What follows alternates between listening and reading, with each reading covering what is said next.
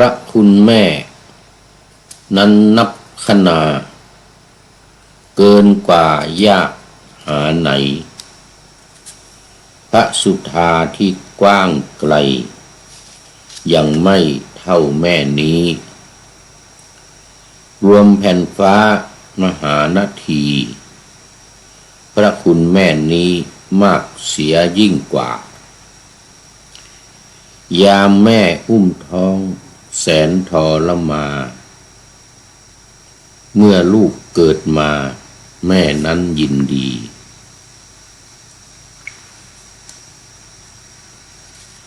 ยามหนาวลูกนอนแม่ซ่อนอกไว้ยามร้อนผิวกายแม่ใช้พัดวียามหิวคราใดแม่ให้ห่วงหาป้อนน้ำข้าวปลาลูกแสนเปรมปรีพระคุณแม่นั้นอนันต์เหลือที่ผู้ใดจะมีเสมอเหมือนได้แม่ทนอ่อนล้าเลี้ยงมาจนใหญ่หาเงินส่งให้ลูกรักได้เรียน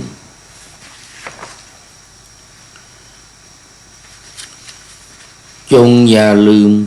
คิดทดแทนพระคุณท่านก่อนบั้นปลายแม่เปรียบดังล่มไทรใบแก่แผ่เหนือเสียนวัยผ่านพ้นสักวันคงเปลี่ยนคอยมันเพียรเยี่ยมเยียนเมื่อท่านฉลาด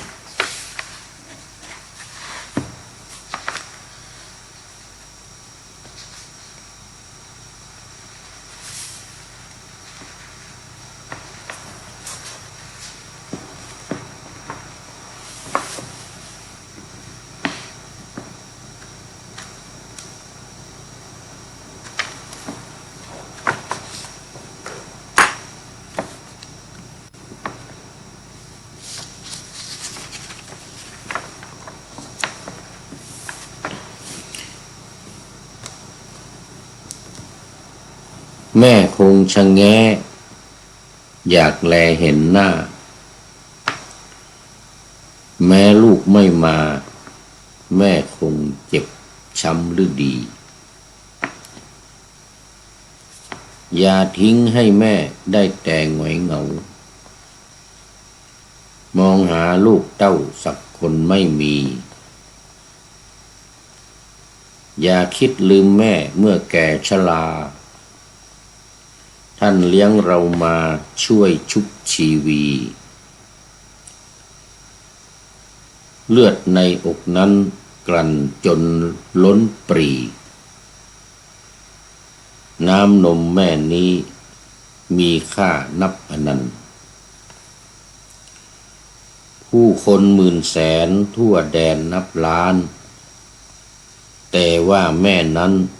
เห็นมีอยู่แค่คนเดียวถวายความน้อมแด่พระรัตนตรัยมีพระพุทธเจ้าเป็นต้นถวายความเคารพพระมหาเถระพระเถรานุเถระเจ้าคณะพระสังฆาธิการทั่วโลก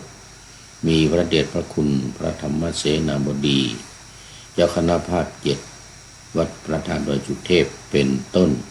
และขออำนวยพรในท่านผู้ฟังท่านผู้ชมสาธุชนพุทธบริษัททั้งหลายวันนี้รายการพระรัตนปิฎกลอยฟ้าของก็ลอยมาจากวัดโพศูนย์ปฏิบัติธรรมวัดพระธาตุดอยสุเทพบนเกาะไอกันนาเมืองทานลินประเทศเอสโตเนีย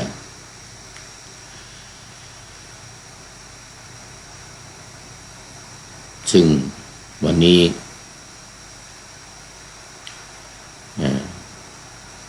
ผ่านทาง Facebook ไลฟ์สวัยเทพบุญ เหมือนเดิมตอนนี้กลับมานะที่วัดก็ได้ใช้คอมพิวเตอร์ตามปกติ แต่ตอนนี้มัน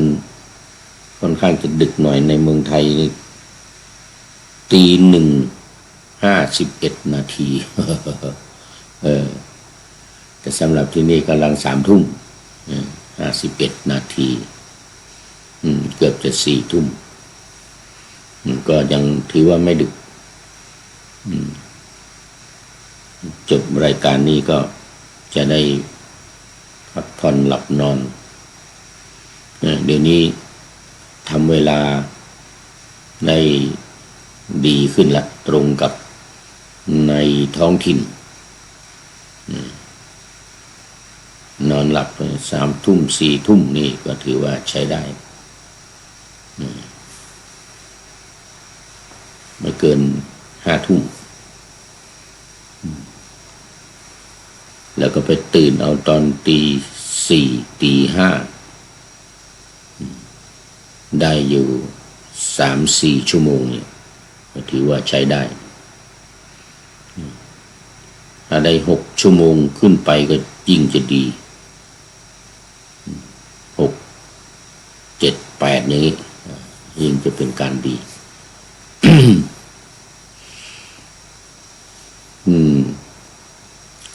วันนี้ก็นั่งคุยกับผีไปก่อน เพราะว่าFC ทั้งหลายก็คงหลับกันหมดแล้วตอนนี้นะยกเว้นทางนครศรีธรรมราช จะกรีดยางเสร็จจะได้กรีดยางเสร็จแล้วก็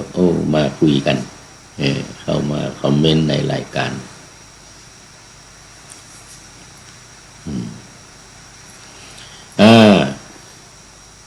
มาสู่เนื้อหาสาระของธรรมะกันเลยวันนี้ต้องให้ได้หลายสูตรหน่อยเพราะว่าหลายวันขัดตกบกพร่องวันนี้เป็นทุติยฌานปัญหาสูตรว่าด้วยปัญหาเรื่องทุติยฌานอยู่ในองค์ฌานโดยเป็นโมกขันลานะสังยุตที่เกี่ยวข้องกับท่านพระมหาโมคคัลลานะอัครสาวกเบื้องซ้ายขององค์สมเด็จพระสัมมาสัมพุทธเจ้าคู่กับพระสารีบุตรอัครสาวกเบื้องขวา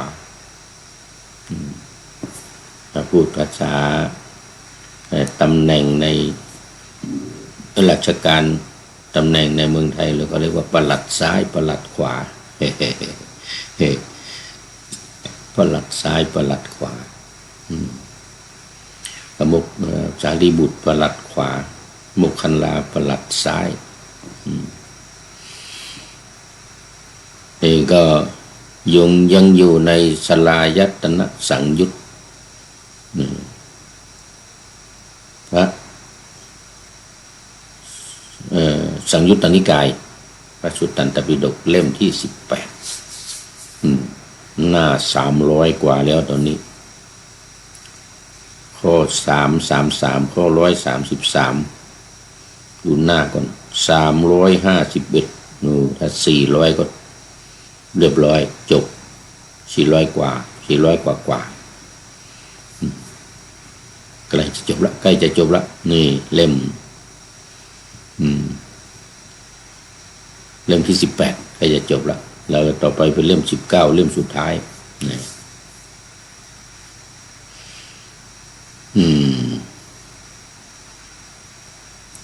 ทุติยฌานเมื่อครั้งก่อนก็ว่าปฐมฌานไปในรายละเอียดที่เราพูดกันมานานคุยกันมานะองค์ของปฐมฌานทุติยฌานจะ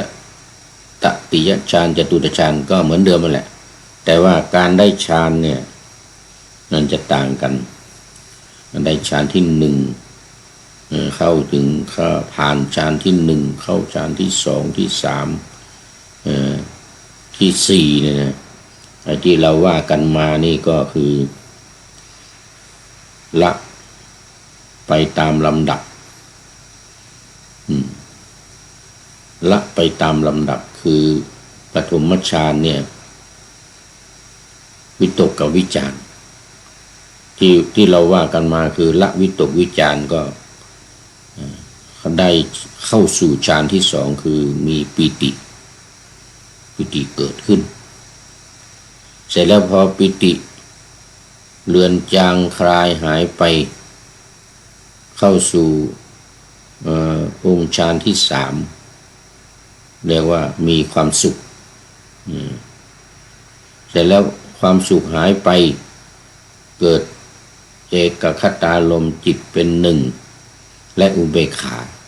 นี่ที่เราว่ากันมาเป็นอย่างนี้แต่เมื่อครั้งที่แล้วนี่เรามาศึกษาเรื่องปฐมฌานแล้วไม่ใช่อย่างนั้นเลยไม่ใช่อย่างนั้นคือยังไงเดี๋ยวทบทวนปฐมฌานนิดหนึ่งก็คือว่ามันจะต้องวนกันอยู่วนกันอยู่ยังไงคือปฐมฌานเนี่ยมันปิติเดี๋ยวก่อนวิตกกับวิจารเนี่ยวิตกกับวิจารแล้วพอความปิติเกิดขึ้นวิตกวิจารมันเลือนลางจางไปหายไปมันไม่ใช่เฉพาะปิติมันต้องมีความสุขด้วยว่าจากปิติมีความสุขจากความสุขแล้วก็มีจิตที่เป็นสมาธิจิตที่เป็นสมาธิแล้วก็ปราศจากอกุศลธรรมปราศจากอกุศลธรรมมีจิตนี้สงัดจากกามคุณทั้งห้านี่ต้องเป็นอย่างนี้นะปัจสงัดจากกามคุณทั้งห้าอาศัยความสงัดคือวิเวกก็คือสงัดนะคำว่าวิเวกก็คือสงัดจากกามคุณทั้งห้าเนี่ยอยู่อย่างนี้เรียกว่าอยู่ในปฐมฌานแต่ว่ามีปีติมีความสุขนะแล้วก็มี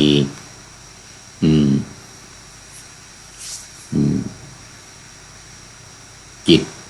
ที่สงัดจากกามคุณทั้งห้าอย่างเนี่ยรูปเสียงกลิ่นรสโผฏฐัพพะห้าอย่างรวมอยู่ด้วยเนี่ยก็เรียกว่าสงัดอันเกิดจากวิเวกหมายถึงว่าจิตที่มันจะไม่มีแล้วอกุศลมีแต่ส่วนที่เป็นกุศลอย่างเดียวไม่มีอกุศลไม่มีอกุศลจิตอันเกิดจากการวิเวกคือสงัดจากกามคุณนี่วนอยู่อย่างนี้แล้วมามีไอ้วิตกวิจารวนมาวิตกวิจารแล้วก็ปีติสุขวนมาวิตกวิจารปีติสุขอยู่อย่างนี้เรียกว่าอยู่ในปฐมฌาน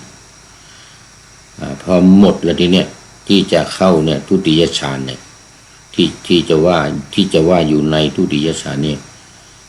มาวันนี้เราจะมาพูดถึงว่าอยู่ในทุติยฌานอันนี้การอยู่ในทุติยฌานเนี่ยคือมันไม่มีวิตกวิจารแล้วทีนี้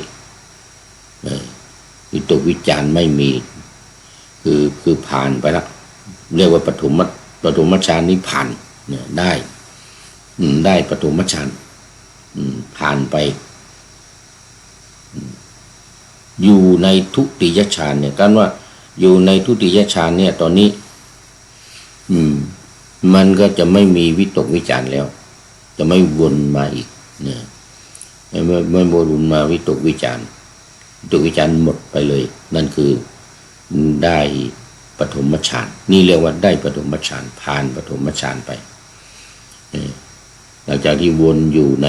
ปฐมฌานพอมันหมดปีติหมดไปแล้วเนี่ยอยู่ในพอไปวิตกวิจารหมดไปเนี่ยมาอยู่ในองค์ของทุติยฌานเนี่ยมีเหลือแต่ปีติมีความสุขนะเสร็จแล้วก็มีจิตเอกคตารมณ์เข้ามาซึ่งมันเป็นองค์ฌานที่สี่จตุตฌานนั่นนะเอกคตารมณ์คืออารมณ์ที่เป็นหนึ่งตอนที่อยู่ในปฐมฌานเนี่ยไม่มีตอนนี้อยู่ในทุติยฌานเนี่ยต้องมีเอกคตารมณ์เข้ามาก็จะมีปีติมีความสุขแล้วก็อารมณ์เป็นหนึ่งสามอย่างอารมณ์เป็นหนึ่งสามอย่างนี่อยู่อย่างนี้วนกันอยู่อย่างนี้ปีติจางคลายก็เหลือแต่มีความสุขมีเอกคตารมณ์ด้วยอันนี้เรียกว่าอยู่ในทุติยฌานอยู่ในทุติยฌานใจความที่มาในทุติยฌานปัญหาสูตรเรื่องปัญหาทุติยฌานใจความว่าที่ในข้อที่333นี่ที่เรียกว่าทุติยฌานทุติยฌานเป็นอย่างไรใจความคือใจความนี่มันจะเหมือนกับเนี่ยเนื้อความนี่มันจะเหมือนกับปฐมฌานที่ว่ามานะแต่มันจะไม่มีคำว่าวิตกวิจารนะเพราะวิตกวิจารนี่จะไม่เกี่ยวข้องเลยมันจะหมดไปเลยมีปีติสุขแล้วก็เอกคตารมณ์ที่สี่เข้ามานั้นได้แก่มีความคิดผมมีความคิดดังนี้ว่าท่านพระโมคคัลลานะท่านมหาโมคคัลลานะเรียกภิกษุทั้งหลายมาแล้วก็กล่าวให้ภิกษุทั้งหลายฟังเพราะวิตกวิจารสงบระงับไปภิกษุในธรรมวินัยนี้บรรลุทุติยฌานคือถึงทุติยฌานเขาอยู่ในทุติยฌานมีความผ่องใสในภายในมีภาวะที่จิตเป็นหนึ่งผุดขึ้นเนี่ยจิตเป็นหนึ่งผุดขึ้นคือองค์ฌานที่สี่แล้วเอกคตารมณ์ภาวะที่มีจิตที่หนึ่งนี้เกิดขึ้นไม่มีวิตกวิจารเนี่ยไม่มีวิตกวิจารมีแต่ปีติและสุขอันเกิดจากสมาธิอยู่นี้เรียกว่าทุติยฌานผมนั้นเพราะวิตกวิจารสงบระงับไปบรรลุทุติยฌานมีความผ่องใสในภายในอันนี้ตอนปฐมฌานไม่มีนะอันที่ว่าความผ่องใสภายในนี่ปฐมฌานไม่มีแต่นั่นมันจะมีคำว่าจิตเนี่ยสงัดจากกามมคุณห้าสกัดจากกามมคุณห้าแล้วก็มี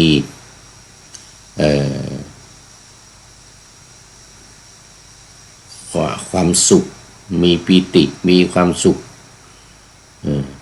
ที่เกิดจากวิเวกหมายถึงว่าเกิดจากความสงัดจากกามคุณห้าแต่นี่ไม่มีในทุติยฌานเนี่ยอันนี้จะตัดเรื่องอกุศลและก็สงัดจากกามคุณห้าออกไปไม่มีคำว่าจิตผ่องใสในภายในมีภาวะจิตเป็นหนึ่งคือเอกคตารมณ์นี่เพิ่มเข้ามาไม่มีวิตกไม่มีวิจารมีแต่ปีติและสุขอันเกิดจากสมาธิอยู่เมื่อผมอยู่ด้วยวิหารธรรมนี้สัญญามนสิการประกอบด้วยวิตกก็ปรากฏขึ้นป คือมนสิการหมายถึงว่าเพียงแต่ความคิดเพียงแต่ความคิดถึงเรื่องเพราะว่าวิตกวิจารที่มันอยู่ในปฐมฌานนะมันเป็นเพียงแต่ว่าความจ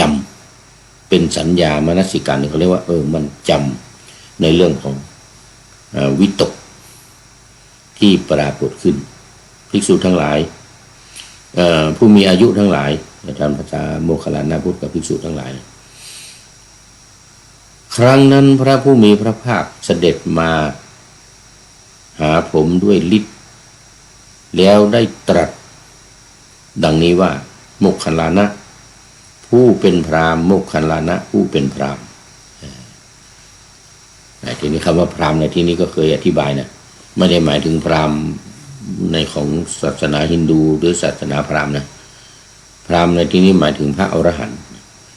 หมายถึงความเป็นพระอรหันต์คือบรรลุแล้วท่านพระมหาโมคคัลลานะบรรลุแล้วพระองค์จึงตรัสว่าเป็นพราหมณ์เป็นพราหมณ์คำว่าพราหมณ์ในความหมายของพระพุทธเจ้านี่หมายถึงพระอรหันต์ผู้เป็นพราหมณ์ผู้เป็นพราหมณ์เธออย่าประมาทอย่าประมาททุติยฌานจงดำรงจิตไว้ในทุติยฌานจงทำจิตให้เป็นหนึ่งผุดขึ้นในทุติยฌานจงตั้งจิตให้มั่นในทุติยฌานต่อมาพระวิตกวิจารสงบระงับไปผมนั้นบรรลุทุติยฌานมีความผ่องใสในภายในมีภาวะที่จิตเป็นหนึ่งผุดขึ้นไม่มีวิตกวิจารมีแต่ปีติและสุขอันเกิดจากสมาธิอยู่ก็บุคคลเมื่อจะพูดให้ถูกพึงพูดว่าพระสาวกผู้มีพระศาสดาทรงอนุเคราะห์แล้วถึงความเป็นผู้รู้ยิ่งใหญ่บุคคลเมื่อจะพูดถึงให้ถูกพึงพูดถึงผมว่าพระสาวกผู้มีพระศาสดาทรงอนุเคราะห์แล้วถึงความเป็นผู้รู้ที่ยิ่งใหญ่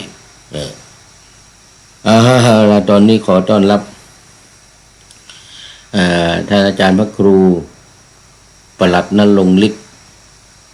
ทองแม้นขออภัยผมลืมฉายากราบอนุโมทนาบุญด้วยครับสาธุสาธุสาธุอะไรนะยังก็ถ้าจะตื่นขึ้นมาถ้าจะตื่นขึ้นมาเจอพอดี นี่มันตี 2ตื่นขึ้นมาเจอก็นิมนต์หลับต่อได้เด้อหลวงพ่อท่านอาจารย์พระครูแล้วครูปลัดณรงค์ฤทธิ์วัดมหาธาตุนักจัดรายการทางดีทีวีแล้วก็สถานีวิทยุทั่วประเทศไทยเครือข่ายของมหาเถรสมาคมโดยเฉพาะรายการคดีโลกคดีธรรมคดีโลกคดีธรรมออกทางสถานีวิทยุดีทีวีแล้วก็ออกทางสถานีวิทยุทั่วประเทศไทยมีหลายสาขาทั้งภาคใต้ภาคกลางภาคตะวันออกแล้วก็ภาคเหนือภาคตะวันออกเฉียงเหนือมีหมดทุกภาคนะมีหมดทุกภาคยังไม่ได้จำวัดครับยังไม่ได้จำวัดเหมือนกันนอนดึกเหมือนกันคือบางทีนอนไม่หลับเพราะว่าสภาพอายุมากขึ้นนะผมนี่ตอนอายุมากขึ้นมาเนี่ย50 ปีขึ้นมานี่นะ55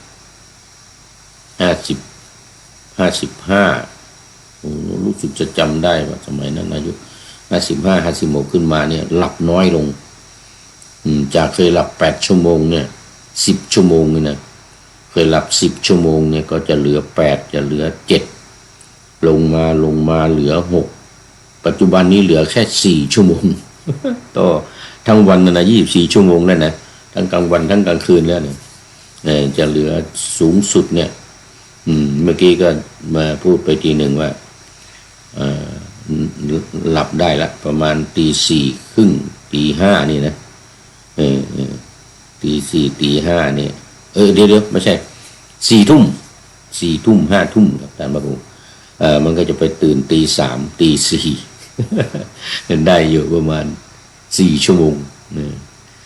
ได้อยู่4 ชั่วโมงก็ยังพอดีอยู่หรือมันจะมากไปก็ไม่เกิน5แต่หมอบอกว่าอย่างน้อยต้องได้6อายุถึงจะอายุมากต้องได้6ขึ้นไปนะ6 7 8อย่างนี้เพราะสมัยเราเป็นเด็กเนี่ยก็ไม่ต่ำกว่า10 ชั่วโมงท่านพระครูบอกว่าวันนี้ไปร่วมงานรวมพลคนรักชาติมาครับโอ้สาธุครับผมสาธุรวมพลคนรักชาติครบ108 ปีวันพระราชทานธงชาติไทยครับโอ้นี่แม่นยำมากเรื่องธงชาติไทยเรื่องธงชาติสยามนี่นะต้องถามท่านพระครูท่านพระครูประหลัดณรงค์ฤทธิ์ครบ108 ปีโอ้โหวันพระราชทานธงชาติไทยเนี่ยนะเมื่อวันก่อนผมเจอธงสยามทีหนึ่งละเพลงประจำธงชาติสยามก่อนที่จะเปลี่ยนมาเป็นธงชาติไทยเนี่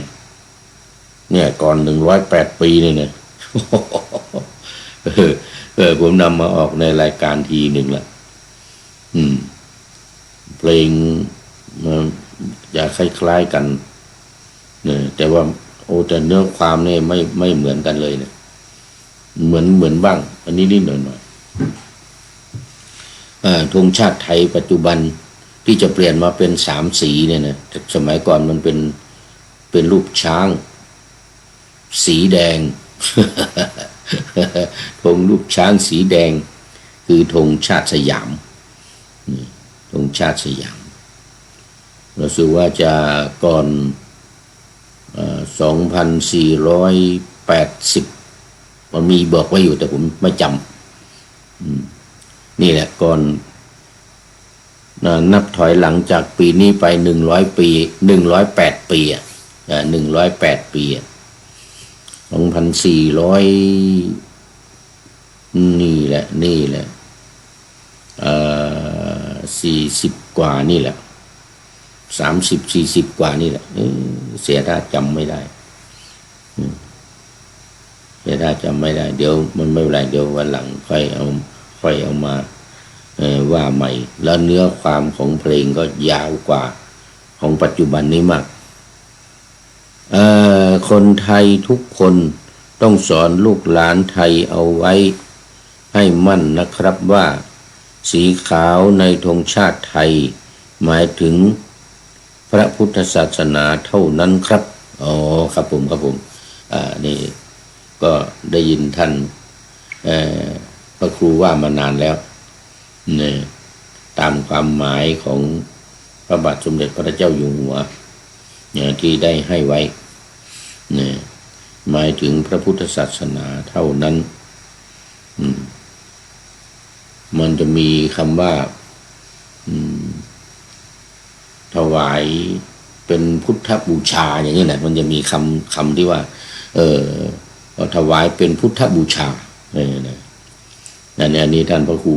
ท่านพระครูประหลัดจำในแม่นยำจำแม่นยำต้องสอนลูกสอนหลานเอาไว้เลยให้มั่นคงเลยไอ้สีขาวเนี่ยนะสีน้ำเงินสีแดงสีน้ำเงินก็มหากษัตริย์สีแดงก็ประชาชนหมายถึงชาติหมายถึงประชาชนประชาชนชาวไทยแล้วก็สีแดงสี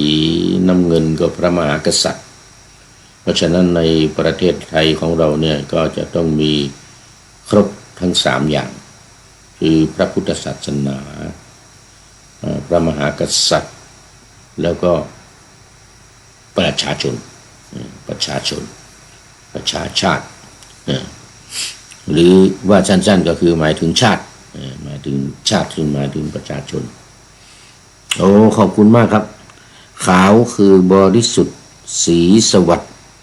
หมายพระรัตน์หมายพระไตรลักษณ์และธรรมะ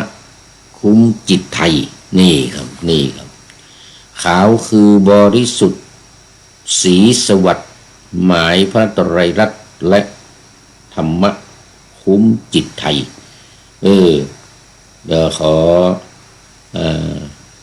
สีน้ำเงินขอสีน้ำเงินขอคำจำกัดความในสีน้ำเงินกับสีแดงด้วยนะครับไอ้ที่มันเป็นคำจำกัดความแบบเนี้ยผมเองยังไม่จำนะครับเนี่ยยังไม่จำนี่ขาวคือบริสุทธิ์สีสวัสดิ์หมายพระไตรลักษณ์และธรรมะคุ้มจิตไทยพระราชนิพนธ์ครับโอ้โหสุดยอดเลยสุดยอดเลยครับโอ้ขอบคุณมากขอบคุณมากเป็นพระราชนิพนธ์เลยนะนี่นะหมายถึงพระไตรลักษณ์นะหมายพระไตรลักษณ์และธรรมะคุ้มจิตไทยขาวคือบริสุทธิ์สีสวัสดิ์หมายพระไตรลักษณ์คือธรรมะคุ้มจิตไทยและธรรมะคุ้มจิตไทยผมก็ถือโอกาสท่องไปด้วยแต่วันนั้นของสยามวันนำมาออกอากาศวันนั้นนี่จำได้แม่นยำเหมือนกันครับแต่ผมตอนนี้จำได้ไม่เกิน30 นาทีหรืออย่างมากก็1 ชั่วโมงครับหลังจากนั้นไปลืมละยิ่งหลายวันมาเป็น10 วัน20 วันมาอย่างนี้โอ้โหไปกันใหญ่เลย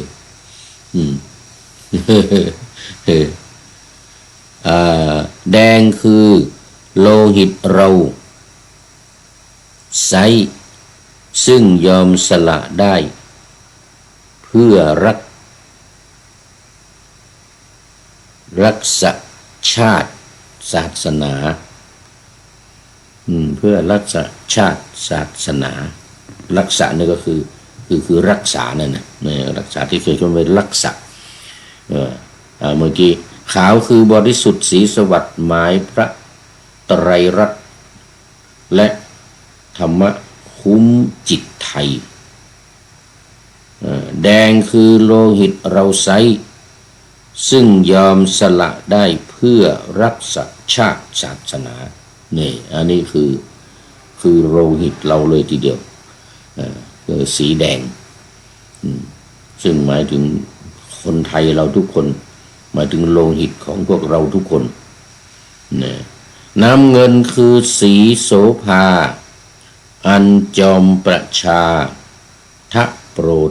เป็นของส่วนองค์ผมจะต้องเขียนไว้หน่อยก่อนไม่ได้มันงั้นมันลืมว่าสมองขี้เถ้อนี่หัวสมองขี้เถ้อนี่มันไม่ได้เรื่องมันเก่าแก่ละมันเก่าแก่มันจำมามากแล้วมันจนล้นสมองอะจนล้นสมองอะ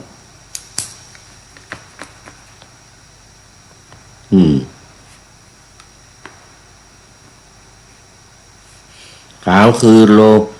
ความแผ่ขาวคือบริสุทธิ์เดี๋ยวนี้จัดเริ้วเข้าเป็นไตรลงค์จึงเป็นสีธงที่รักแห่งเราชาวไทยนี่ครับ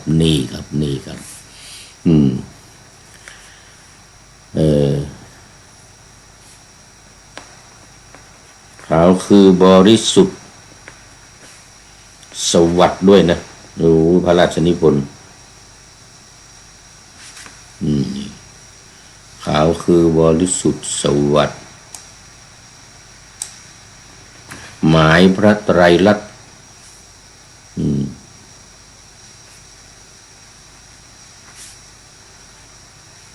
ไม้พระไตรลักษณ์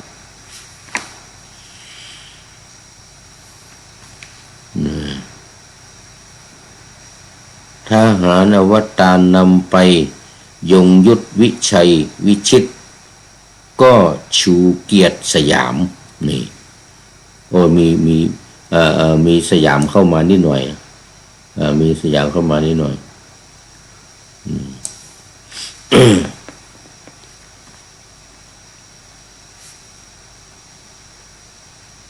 ทำคุ้มจิต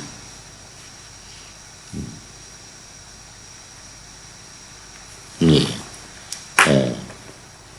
เดี๋ยวเอาไว้เขียนทีหลังเพราะว่ามันสามารถเปิดดูได้ทหารอวตารนำไปยงยุทธวิชัยวิชิตก็ชูเกียรติสยามนี่จะต้องเอาไปท่องไว้เดี๋ยวกันแดงคือโลหิตเราไซซึ่งยอมสละได้เพื่อรักษาชาติศาสนา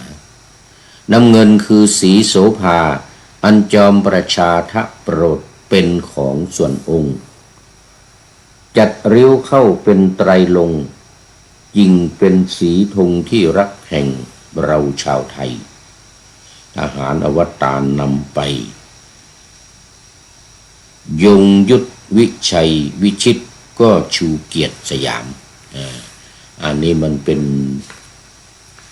ป็นกาบสุรางคนางนะมันเป็นสุรางคนาง โอ้สาธุขอบคุณมากลงไว้นี่เดี๋ยวผมเขียนทีหลังนี่ผมเขียนทีหลังเนี่ยตอนนี้พูดถึงถ้าแต่ก่อนผมฟังประจำคดีโลกคดีธรรมนะคดีโลกคดีธรรมซึ่งพระเดชพระคุณท่านพระครูได้ย้ำอยู่ตลอดในเรื่องของธงชาติไทยแล้วก็พระปณิธานของพระบาทสมเด็จพระเจ้าอยู่หัวทุกพระองค์ทุกพระองค์ทรงมีพระปณิธานในการเป็นพระมหากษัตริย์ปกครองชาติไทยปกครองประเทศไทยตั้งแต่สมัยสยามสมัยเป็นประเทศสยามมาจริงผมนี่ก็ชอบในเรื่องของการเรื่องของประวัติศาสตร์เหมือนกันนะชอบเรื่องของประวัติศาสตร์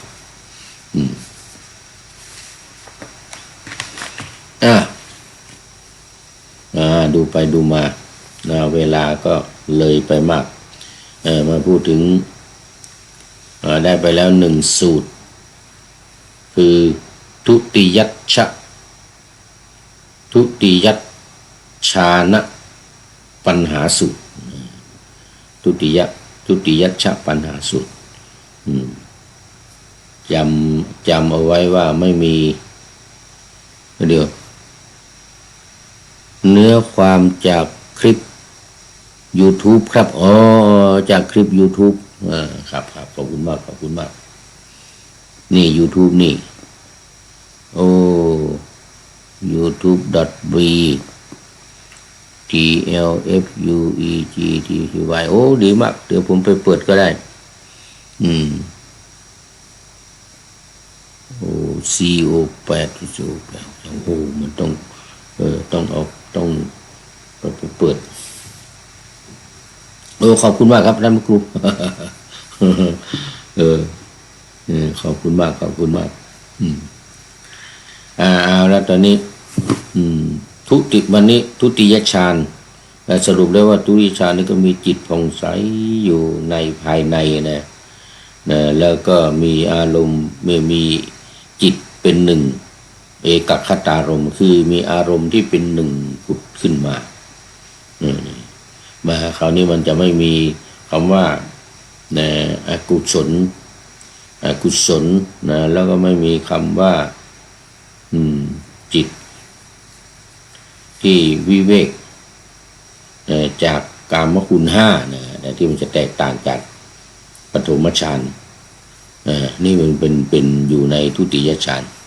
กราบขอบพระคุณอย่างสูงครับโอ้ผมนี่สิครับจะเป็นผู้ที่ขอบคุณท่านอาจารย์พระครูผมเป็นผู้ขอบคุณท่านพระครูครับขอบคุณมากขอบคุณมาก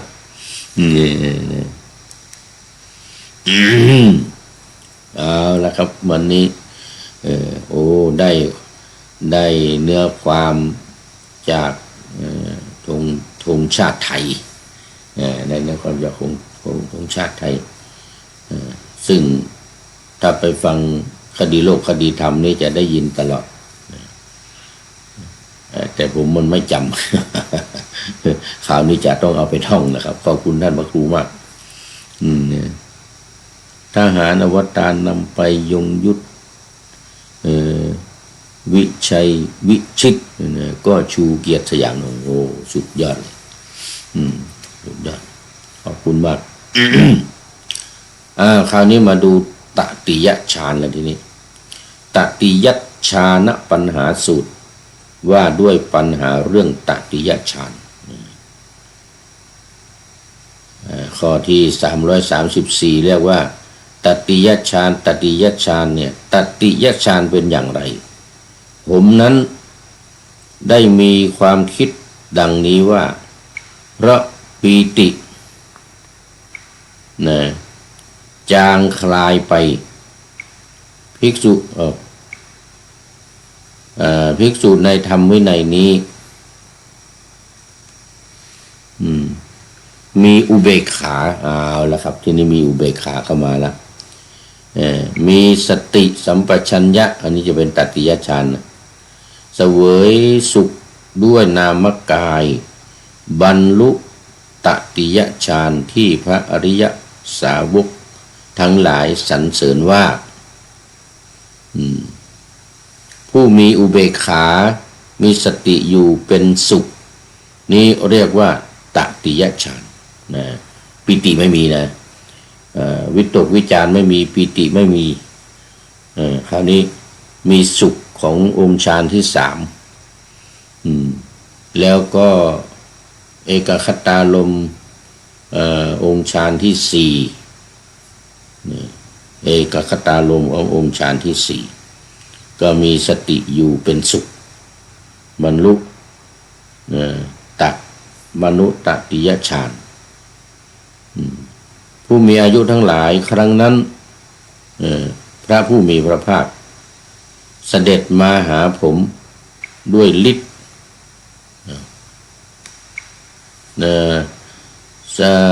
ด้วยฤทธิ์แล้วได้ตรัสกับ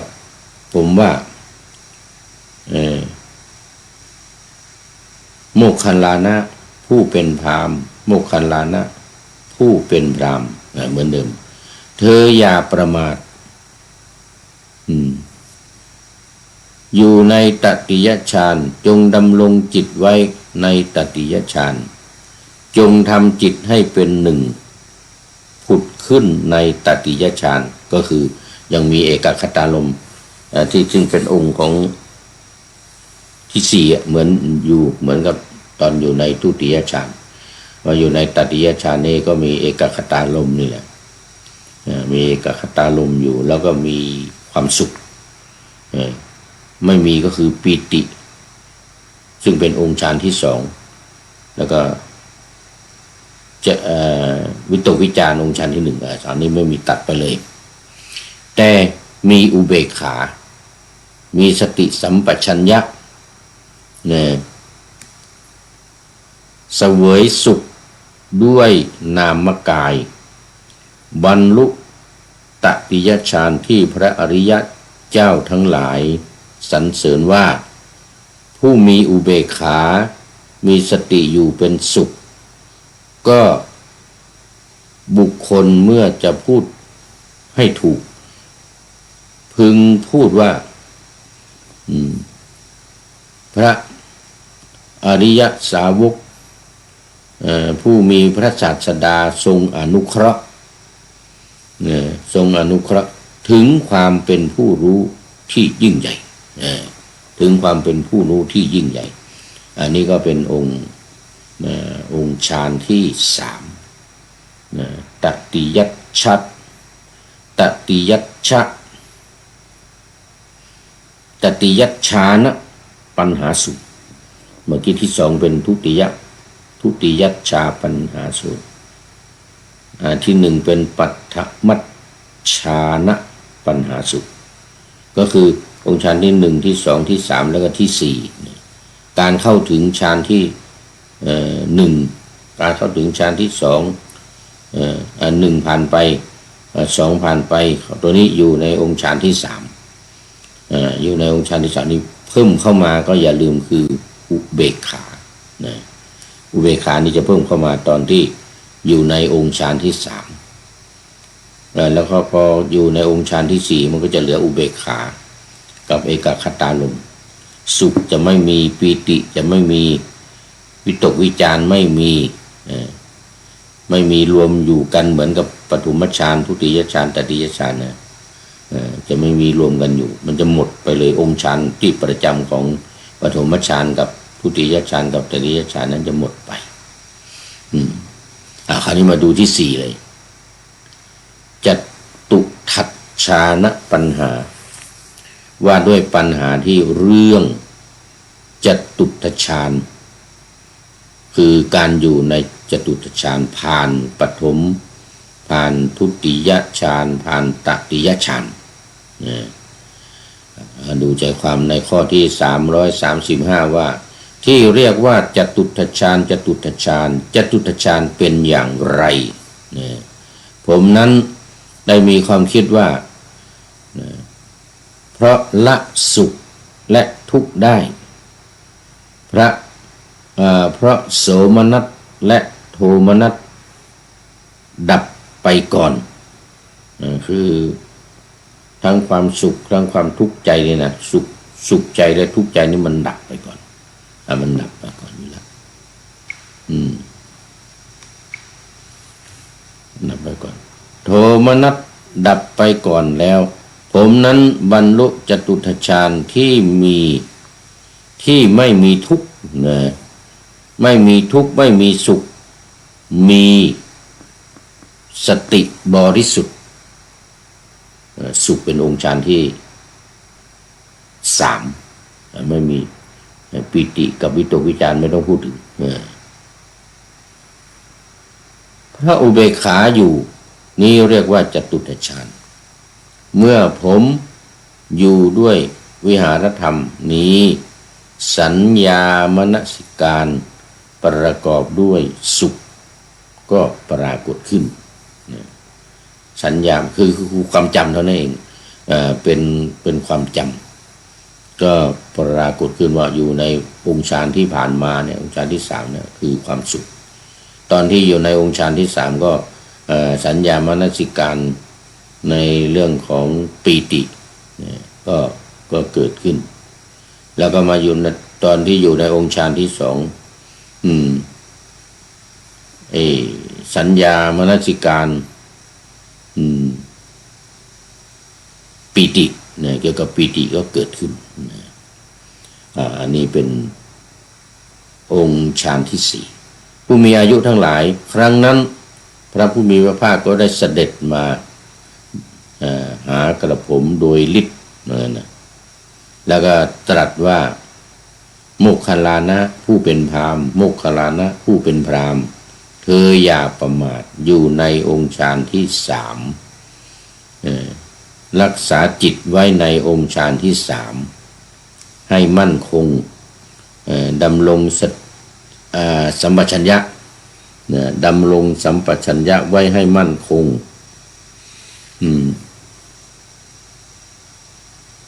ดำรงจิตไว้ในจตุตฌาน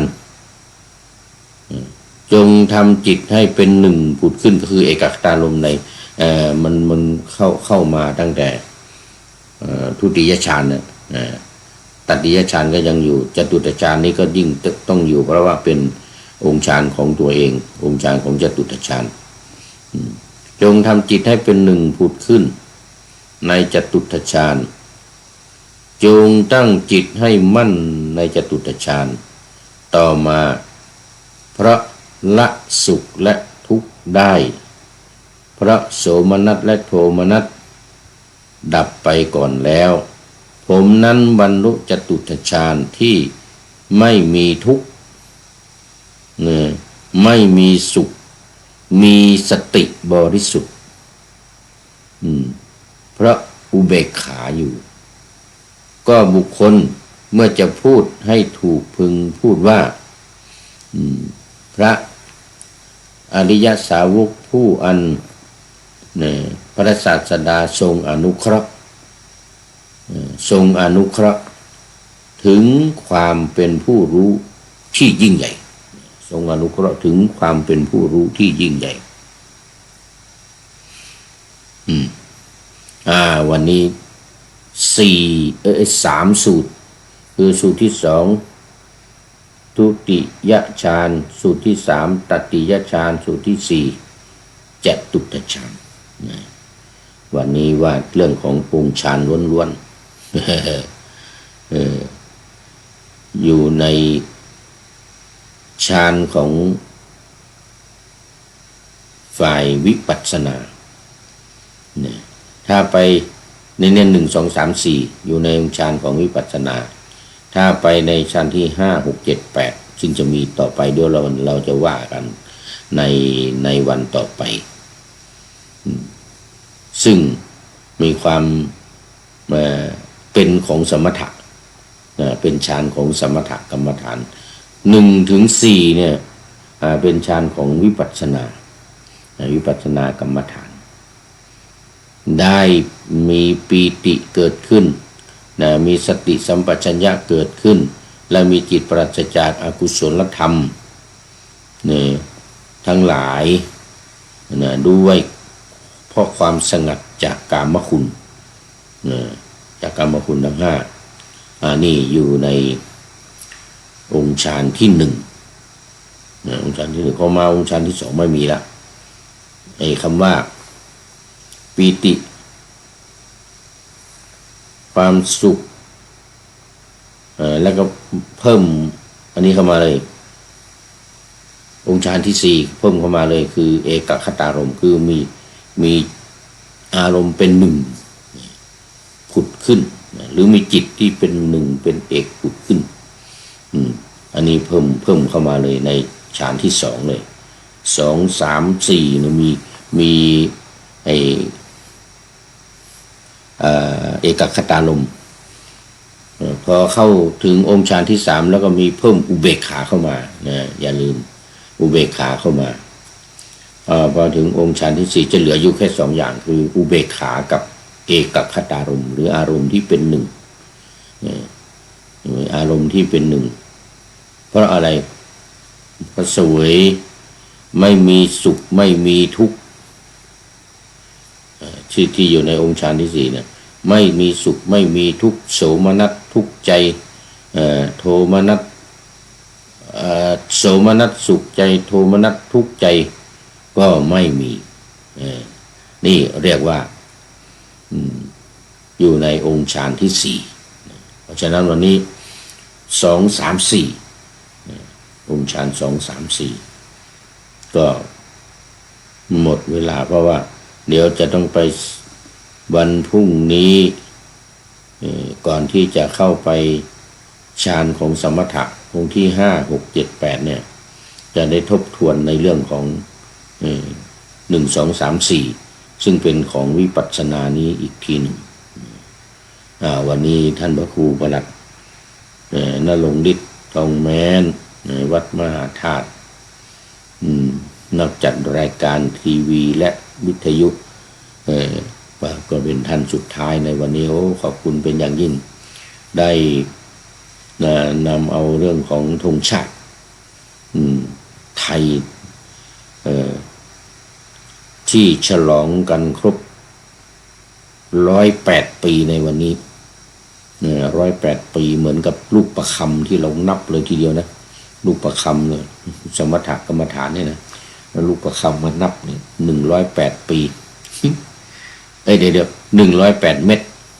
คือหมายถึงพระพุทธพระธรรมพระสงฆ์พระพุทธ56พระธรรม38พระสงฆ์14คุณของพระพุทธพระธรรมพระสงฆ์เป็น108ธงชาติไทยนี้ก็ครบ108 ปีเนี่ยครบ108 ปีพศเท่าไรยังไงนับถอยหลังไปจากนี้ไปถอยหลังจากปีนี้ไป108 ปีมันตกพศเท่าไหร่แต่ที่แน่นอนก็คือ2440 กว่านี่แหละ2440เพราะนั้นมันจำได้ไม่แม่นยำเนี่ยเอาแล้ววันนี้ก็ท้ายรายการก็มีข้อคิดเนี่ยหรือธรรมะท้ายรายการวันนี้เป็นพระคุณแม่อีกเหมือนกันเหมือนกับเมื่อวานแต่ว่าเป็นคนละเจ้ากันเนี่ย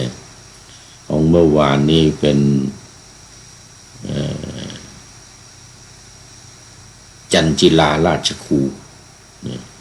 จันจิลาราชครูเราแหล่เอาไว้วันนี้เป็นของน้องแก้มปฏิญญาคำมาลูกหลานคนเชียงใหม่เราทางแขวดอยเต่าเนี่ยจำไม่อำเภอไม่แม่นยำดอยเต่าหรือแขวเนี่ยนะมันมีอยู่3นะแขวดอยเต่าอีกอันหนึ่งอีกอำเภอหนึ่งอยู่ระหว่างแขวดอยเต่านี่แหละระหว่างแขวกับดอยเต่าเนี่ยอยู่ตรงกลางนี่แหละมีอำเภอหนึ่งเนี่ยสมองนี่มันไม่ดีเลยเนี่ย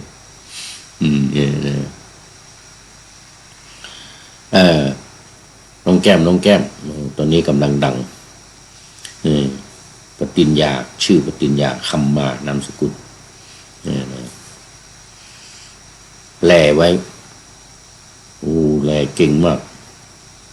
พระคุณแม่นั้นพระคุณแม่นั้นนับขนาเกินกว่ายากหาไหนเกินกว่ายากหาไหนพระสุธาที่กว้างไกลในเราดูกันพระสุธาที่กว้างไกลยังไม่เท่าแม่นี้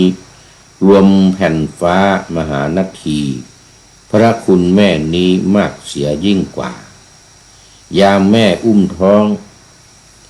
แสนทรมาเมื่อลูกเกิดมาแม่นั้นยินดียามหนาวลูกนอนแม่ซ่อนอกไว้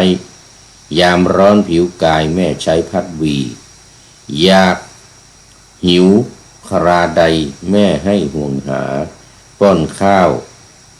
ป้อนน้ำข้าวปลาลูกแสนเปรมปรีพระคุณแม่นั้นอนันต์เหลือที่ผู้ใดจะมีเสมอเหมือนได้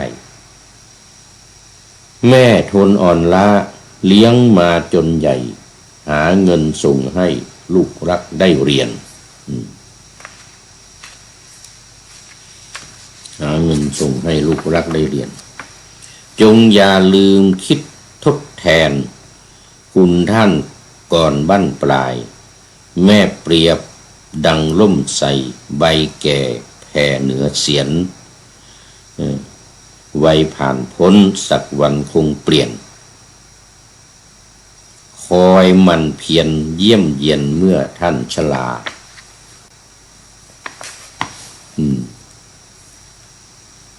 ลูกซาบซึ้งเดี๋ยวมันจะผิดอยู่เลย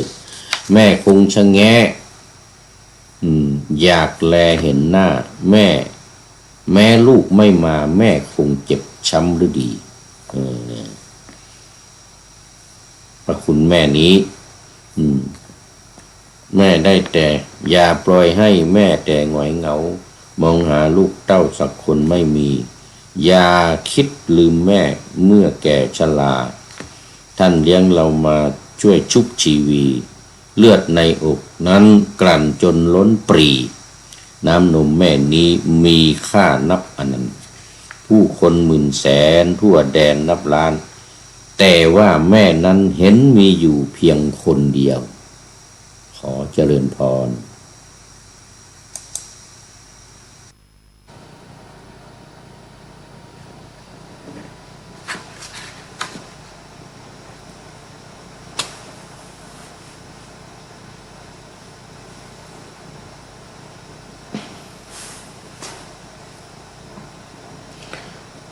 พระคุณแม่